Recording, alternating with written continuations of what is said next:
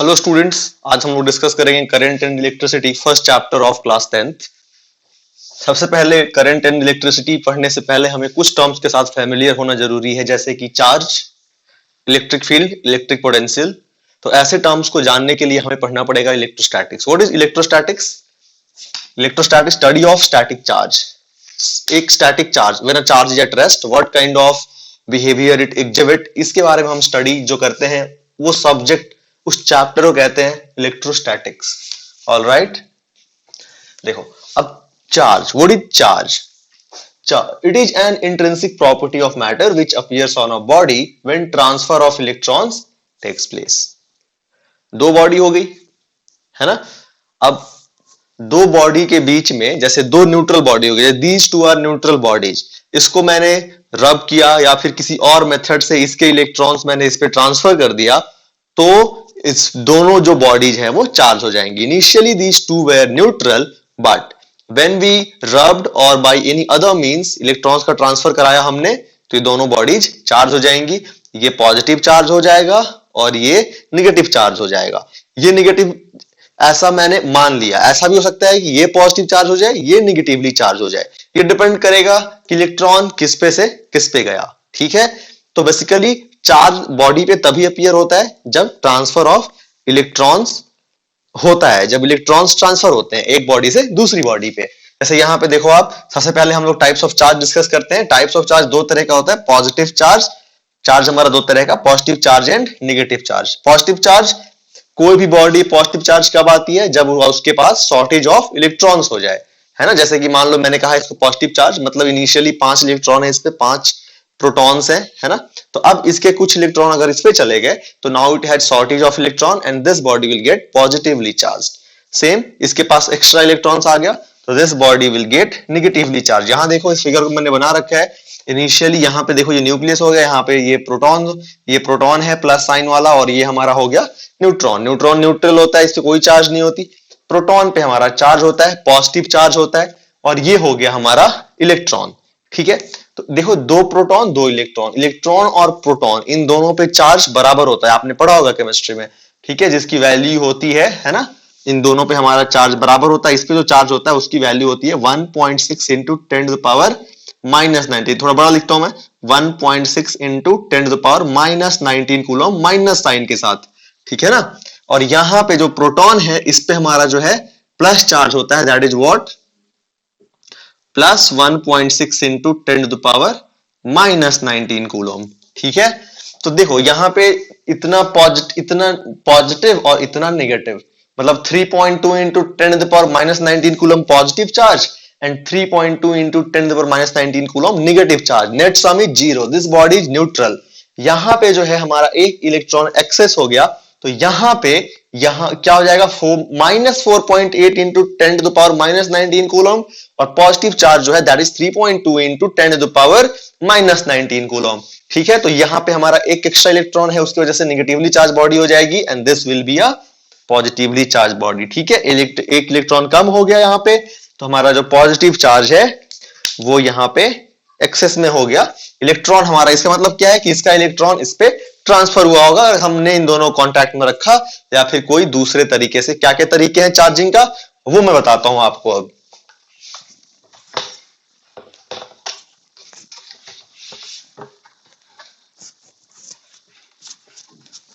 So now we are going to discuss methods of charging.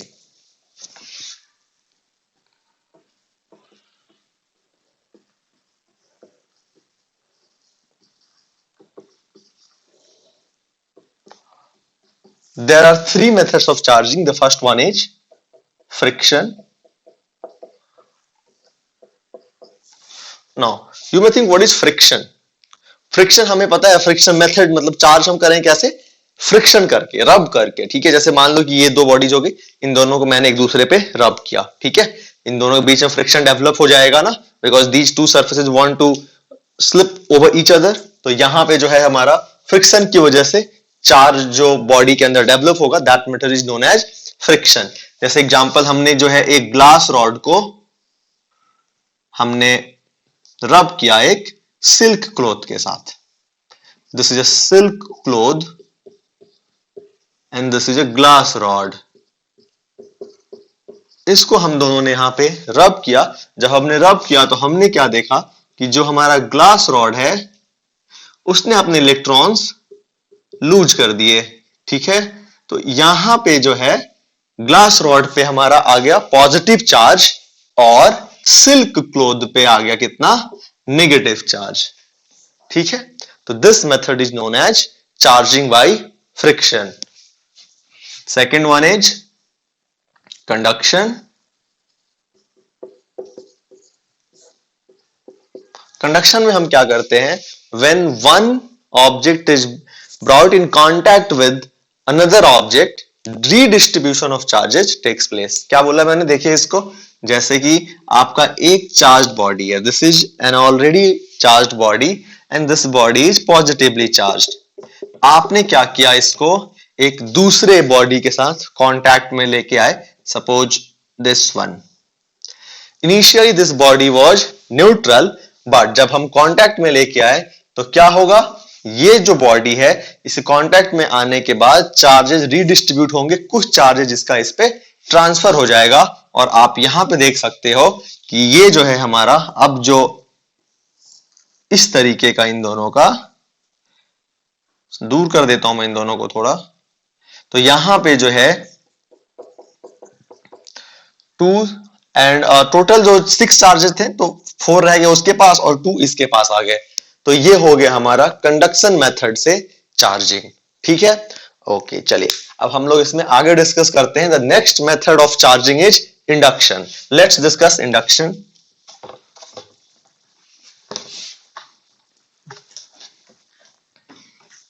What is induction? आपने देखा जब हमने friction किया तो फ्रिक्शन में हमने वहां पे दो बॉडी को लाके और एक दूसरे पे रब किया। कंडक्शन में हमने बस टच कराया ना, इंडक्शन हम टच भी नहीं कराएंगे इसको। देखो कैसे होगा इंडक्शन में। इंडक्शन में हमने क्या किया कि ये बॉडी हो गई, ये हमारा एक चार्ज बॉडी है। ठीक है, इस चार्ज बॉडी को मैंने क्या किया कि यहां पे एक न्यूट्रल बॉडी के पास में रखा है मैंने इसको। ठीक है, अब क्या होगा कि इसके जो इलेक्ट्रॉन्स है, इलेक्ट्रोस्टैटिक फोर्स आपने पढ़ा होगा अर्लियर क्लासेस में कि same charges repel each other and opposite charges attract each other. तो पॉजिटिव चार्जेज हैं, इसके नेगेटिव चार्जेज को ये अट्रैक्ट करेगा, तो जो नेगेटिव चार्जेज हैं वो यहां पे आ जाएंगे इसके, है ना, और जो इसके पॉजिटिव चार्जेज हैं उसको रिपेल करेगा, क्योंकि सेम चार्ज को रिपेल करता है। तो ये यहां पे हमारा, फिर हम लोग इसको क्या कर देंगे, अर्थ कर देंगे इस साइड।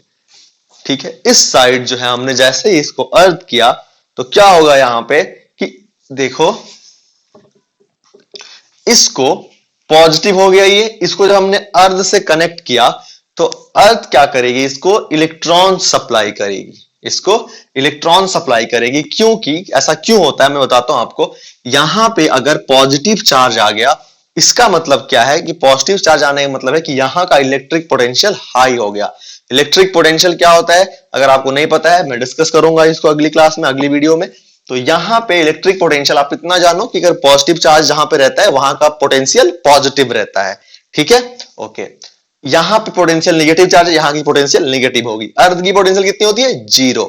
ठीक है, तो देखो ये हो गया हमारा, कुछ भी है पॉजिटिव है, यहां पे पॉजिटिव पोटेंशियल है, यहां पे 0 पोटेंशियल है। जैसे आप वाटर कैसे फ्लो करता है, high level to low level, वैसे ही करंट कैसा फ्लो करता है, हाई पोटेंशियल से लो पोटेंशियल। ये पॉजिटिव है, ये 0 है, मतलब ये हाई है और ये लो है। मतलब करंट ऐसे फ्लो करेगा और करंट ऐसे फ्लो करेगा और इलेक्ट्रॉन्स ऐसे फ्लो करेगा। क्योंकि करंट क्या होता है, flow, direction of flow of positive charge. Current की डायरेक्शन क्या होती है इसको आगे बताऊंगा, लेकिन आप यहां भी इस चीज को लिख सकते हैं कि direction of current is direction of flow of positive charge.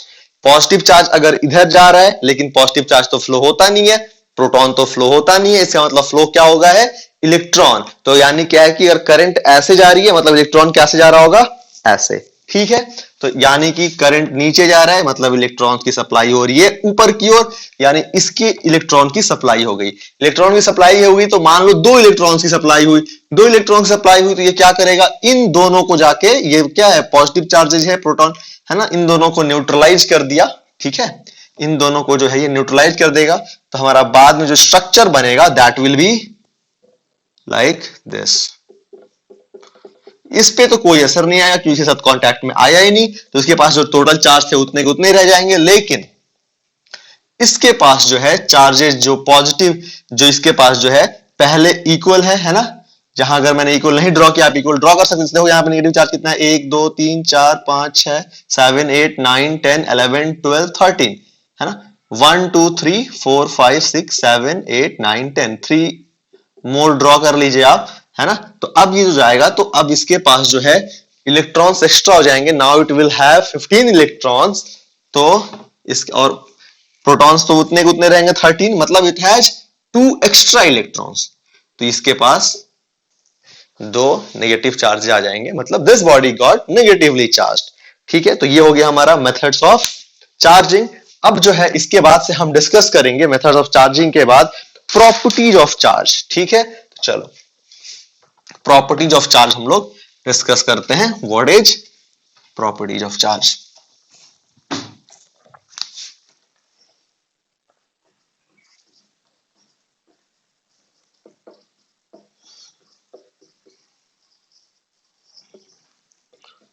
सबसे पहले तो आप ये लिख लीजिए कि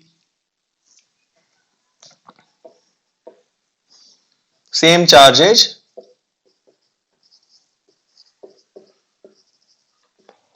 repel each other and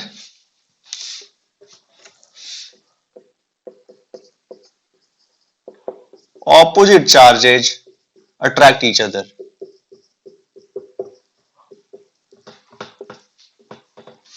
Okay, the second one is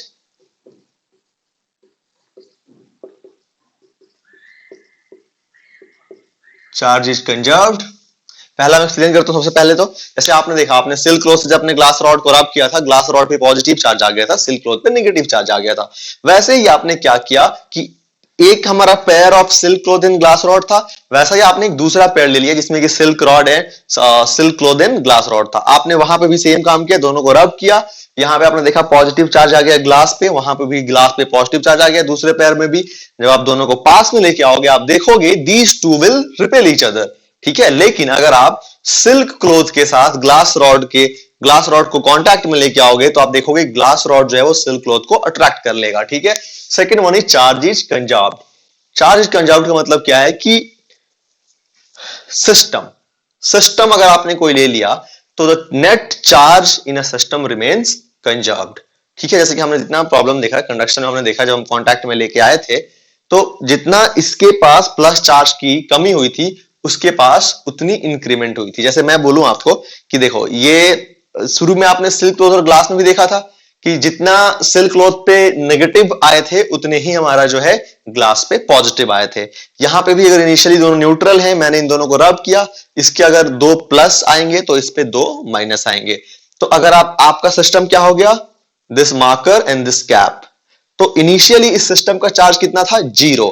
बाद में भी आप देखोगे 2 प्लस 2 माइनस, नेट चार्ज होगा दैट विल बी 0। ठीक है, गुड। चार्ज इज कंजर्व्ड हो गया हमारा। यहां पे आपको चार्ज इज कंजर्व्ड स्टेटमेंट का मतलब क्या है, आपको वो भी समझ में आ गया कि एक सिस्टम की जो चार्ज होगी वो कांस्टेंट रहेगी। It can only be transferred from one body of the system to other body of the system. Alright, the third one says charge is quantised. इसका मतलब क्या है बच्चों, चार्ज इज क्वांटाइज्ड का मतलब क्या होता है कि ट्रांसफर ऑफ चार्ज, यहां पे आप इसको ये देखो, मैं Q is equal to NE। Transfer of charge takes place in integral multiple of charge on single electron.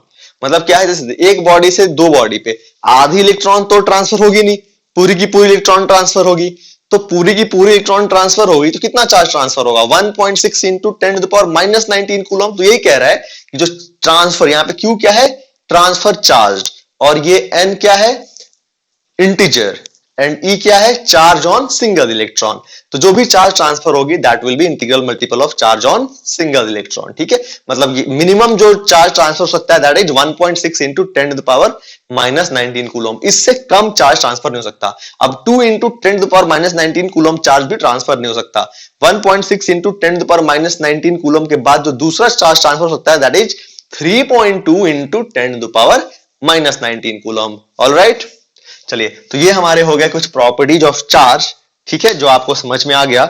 अभी मैं आपको एक छोटा सा न्यूमेरिकल कराता हूं इस पे।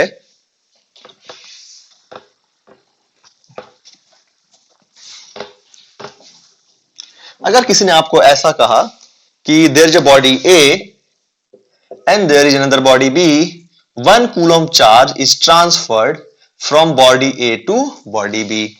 Tell me how many electrons got transferred. ठीक है, ये आपका प्रॉब्लम है। कैसे करोगे इसको आप देखो, बहुत ही सिंपल है कि अगर हमारा ये A है, ये B है, यहां से 1 कूलम चार्ज गया है इसके ऊपर, 1 कूलम चार्ज है ना, यानी ये हमारा क्या हो गया बताओ, पॉजिटिव, और इस पे 1, यहां पे क्या आएगा हमारा 1 कूलम है ना, -1 कूलम नहीं है, 1 कूलम है, 1 कूलम है, मतलब ये अब पॉजिटिवली चार्ज हो जाएगा, है ना, और ये हमारा 1 कूलम चार्ज। तो अब देखो हमने क्या पढ़ा था, Q is equal to Ne, है ना, और Q हमारे यहाँ पे चार्ज ट्रांसफर कितना है 1, N क्या है, इंटीजर है जो कि हमें निकालना है, कितना इलेक्ट्रॉन ट्रांसफर हुआ, E क्या है, charge on single electron, that is what 1.6 into 10 to the power -19 coulomb. यहां से n निकाल लो आप, कितना हो जाएगा n, 1/1.6 into 10 to the power -19 coulomb.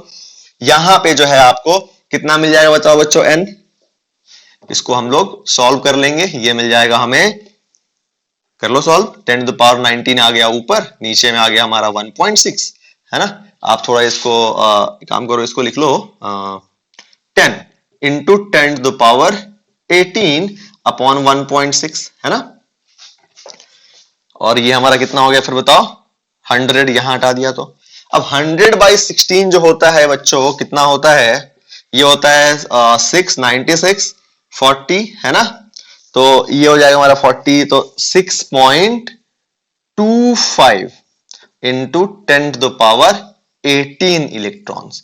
तो इतने इलेक्ट्रॉन्स को ट्रांसफर होना पड़ेगा 1 कूलम चार्ज के ट्रांसफर होने के लिए। आपको आई बात समझ में, वेरी गुड। अब जो है हमारा अगला जो टॉपिक है वो हम रिपल्सन और अट्रैक्शन। मैंने आपको बोला कि same charges repel each other and opposite charges attract each other. इस बात का मतलब क्या है, जैसे किसी भी चीज को कोई रिपेल करना है, if you want to repel this board, मेरे को क्या करना पड़ेगा, अगर मैं इसको रिपेल करना चाहता हूं यहां से, तो मैं इसको ऐसे फोर्स लगाऊंगा ना, I will apply a force like this। अगर मैं चाहता हूं कि नहीं ये मैं अपने तरफ अट्रैक्ट करूं इसको, I will have to apply a force like this, I will have to apply a force towards me, है ना।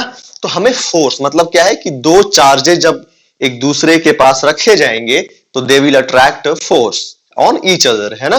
तो कितना फोर्स दोनों एक दूसरे पे लगाएंगे उसको हम लोग डिस्कस करते हैं। इस फोर्स का जो एक्सप्रेशन है वो कूलॉम ने दिया था।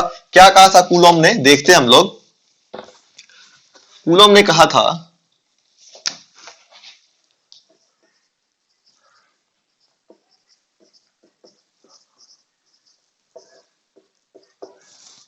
कूलॉम्स लॉ, कूलॉम ने कहा था when two charges are separated by a distance r, when two charges, कह सकते हो point charges, when two point charges are separated by a distance r। यहां पे पॉइंट चार्ज का मतलब क्या है कि जो डिस्टेंस r है ना, जो हमारा चार्जेस का जो डायमेंशन है that is very small compare to the r। r क्या है, distance between those two charges. तो इफ कूलॉम ने कहा था कि if two point charges are separated by a distance r and magnitude of these charges are q1, q2, then force acting on q2 due to q1 is directly proportional to magnitude of q1, magnitude of q2, q2 is what, charge on second particle, and inversely proportional to the square of distance between those two point charges। तो हमारा देखा आपने, अगर हम इन तीनों को combine कर दे व्हाट डू वी गेट,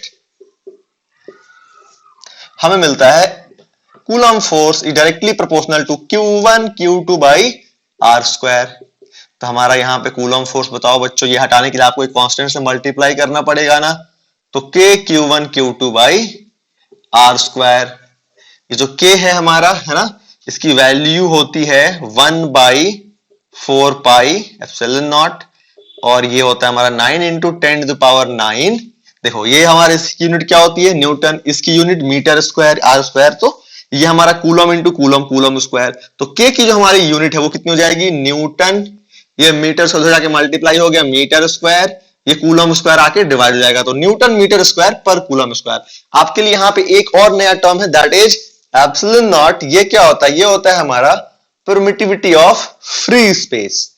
ये जो हमारा होता है एप्सिलॉन, ये होता है परमिटिविटी ऑफ फ्री स्पेस, और इसकी जो हमारी वैल्यू होती है that is 8.85 into 10 to the power -12। ठीक है, अगर आप इसकी यूनिट जानना चाहते हो तो देखो क्या हो जाएगा, इसकी यूनिट इसका जस्ट ऑपोजिट, जो के है 4 पाई तो यूनिटलेस है, तो जो के की यूनिट है उसका रेसिप्रोकल, तो हमारा कितना हो जाएगा बताओ बच्चों, कूलम स्क्वायर पर न्यूटन मीटर स्क्वायर। तो यहां पे हमें एक फॉर्मूला मिल चुका है, F इक्वल टू के Q1 Q2 by are square. और साथ में अगर डायरेक्शन की बात करें तो डायरेक्शन के लिए हम लोग क्या कर सकते हैं, हमें पता है कि same charges repel each other, तो अगर यहां पे दोनों पे सेम चार्ज है तो देखो Q1 Q2 पे कैसे फोर्स लगाएगा, इस तरीके से। अगर यहीं पे मैं इसको -Q2 कर देता तो ये जो फोर्स लगने लग जाता अब ऐसे लगने लग जाता।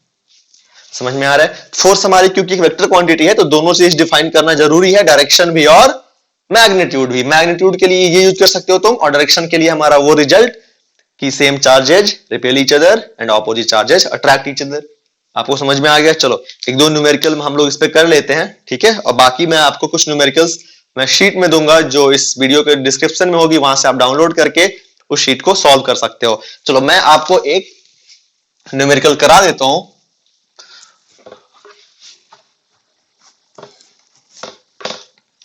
Suppose there are two charges, one is 1 microcoulomb and second one is 3 millicoulomb। बच्चों 1 microcoulomb मतलब क्या होता है, 10 to the power -6 coulomb. 1 millicoulomb का मतलब होता है बच्चों 10 to the power -3 कूलम। इन दोनों के बीच की जो डिस्टेंस है that is 10 metre. So I am going to calculate the force acting on 3 millicoulomb due to 1 microcoulomb। चलिए निकालते हैं हम लोग कूलम फोर्स का। जैसे आपको मैंने फॉर्मूला बताया दैट इज व्हाट बच्चों, के Q1 Q2 by are square. के हो गया हमारा 9 into 10 to the power 9। Q1 हमारी कितनी होगी बताइए, 1 into 10 to the power -6। Q2 हो गई हमारी 3 इंटू 10 टू द पावर -3। बात करेंगे आर स्क्वायर की, आर हमारी 10 का स्क्वायर कर दो बच्चों, 100 हो गया। चलो इसको सॉल्व करो, देखो कितना हो जाएगा ये। तो 10 to the power -6, 10 to the power -3, 10 to the power -9 से 10 to the power 9 cancel out हो गया। हमारा कितना बच गया, 9 इंटू 3 अपॉन 100। 9 इंटू 3 27 अपॉन 100 कितना हो गया हमारा, 0.27 न्यूटन।